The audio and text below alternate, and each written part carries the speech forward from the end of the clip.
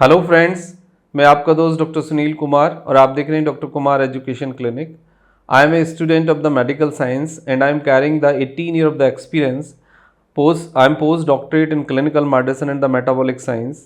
South Delhi Chhatarpur में last 2 decade से मैं as a physician, as a metabolic and the life style physician and preventive cardiologist practice कर रहा हूँ। और आज हम बात करेंगे कि गट health and life style disease का क्या लिंक है और ये कैसे एक दूसरे को प्रभावित करते हैं और कैसे गट हेल्थ के कारण, यानी कि हमारा जो पेट है, बुनियादी रूप से जो हमारे गट का हेल्थ है, जो हमारा डाइजेस्टिव सिस्टम है, उसके स्वास्थ्य, उसके खराब होने के कारण, उसमें बदलाव होने के कारण कैसे हम लाइफ स्टाइल प्रॉब्लम्स की चपेट में आ जाते हैं और ये बात हमें पता भी नहीं लगती है।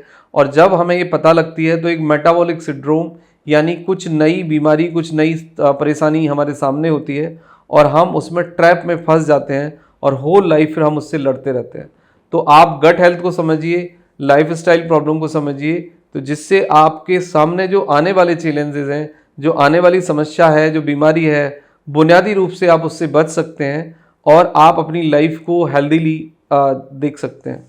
तो गट हेल्थ के बारे में सबसे पहली बात यह है कि यदि आपका गट खराब है, यानी गट से मतलब है कि यदि आपको कॉन्स्टिपेशन रहता है, आपको इंडाइजेशन होता है, आपको ब्लोटिंग होती है, यानी कि आपका डाइजेशन का प्रोसेस बदल गया है, इंडाइजेशन डेवलप हो रहा है, आपके इंटेस्टाइन में स्वेलिंग आ गई है या आपकी गट सेंसिटिव हो गई है, तो सबसे पहला जो बदलाव आता है वो एब्जॉर्प्शन के लेवल पे आता है।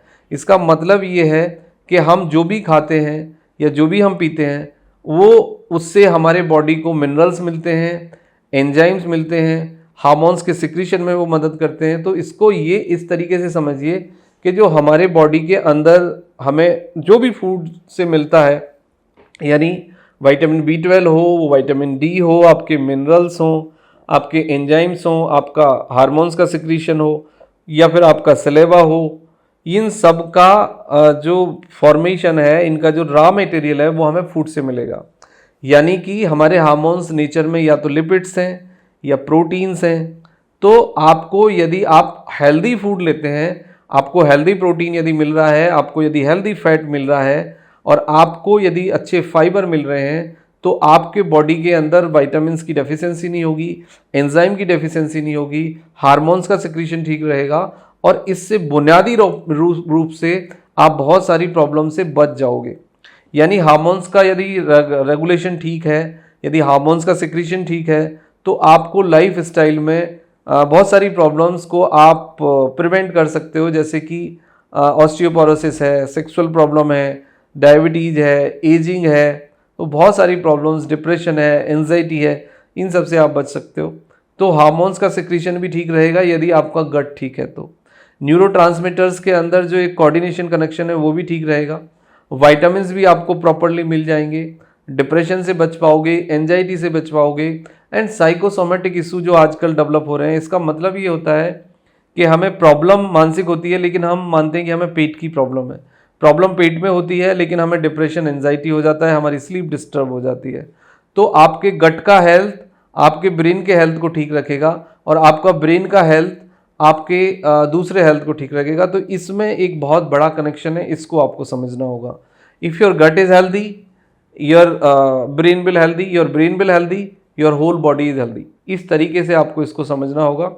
उसके बाद आता है मेटाबॉलिक चेंज। यदि आपकी गट ठीक से काम नहीं कर रही है, आपको पेट से संबंधित समस्याएं हैं, तो आपको मोटापा आएगा, आपका फैटी लीवर होगा, आपका यूरिक एसिड बढ़ेगा, आपका कोलेस्ट्रॉल बढ़ेगा, दूसरी बहुत सारी चीज़ें आपको होंगी, ट्राइग्लिसराइड्स बढ़ेगा, डायबिटीज़ हो सकती है, शुगर हो सकता है, नींद में डिस्टर्बेंस हो सकता है, फंक्शनल वीकनेस आएगी आपको।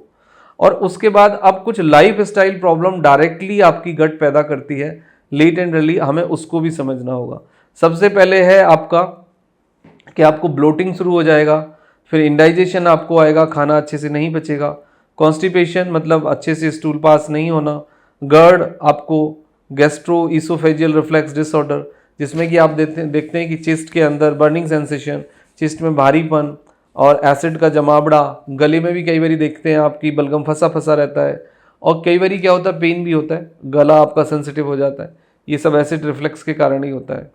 उसके बाद ईसोफेजाइटिस है कि आपकी फूड पाइप में छाले हो जाते हैं या सेंसिटिव हो जाती है, जैसे ही आप खाते हैं तो आपको दिक्कत होती है, सटकने में प्रॉब्लम होती है।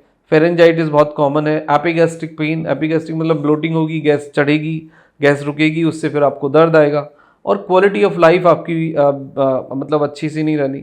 वॉमिटिंग सेंसेशन होती है, कई बार वॉमिट हो भी जाता है और कई बार खट्टा पानी बार बार आता है, चेस्ट में टाइटनेस लगती है। तो ये सारी प्रॉब्लम्स आपको देखी जाएंगी। यदि इन सब से आपको बचना है, आप चाहते हैं कि यूरिक एसिड ना बढ़े, कोलेस्ट्रॉल ना बढ़े, मोटापा ना बढ़े, आपको डायबिटीज ना हो, आपको ब्लड प्रेशर ना हो और दूसरे लाइफस्टाइल डिसीज से आप बच पाओ, तो सिंपल आपको अपनी गट हेल्थ को सबसे पहले ठीक करना होगा। गट हेल्थ को ठीक करने के लिए आप नॉर्मल पीएच वाला फूड, आप गूगल से भी आप ये देख सकते हैं कि नॉर्मल पीएच पे ही आप खाने का चुनाव करें। मतलब जो भी आप खाना खाते हैं उसका पीएच 7 से 7.5 के बीच या मैक्सिमम 7 to 8 के बीच होना चाहिए। यदि इस पीएच पे आप फूड लेते हैं तो आपकी बॉडी इसको एंजॉय भी करती है, रिजॉइस भी करती है, इससे फिर आपको गट संबंधित प्रॉब्लम से भी आप बच पाते हो। दूसरे लेवल पे आपके फूड में अच्छे से फाइबर हो। तीसरा, आप रेगुलर एक्सरसाइज करें।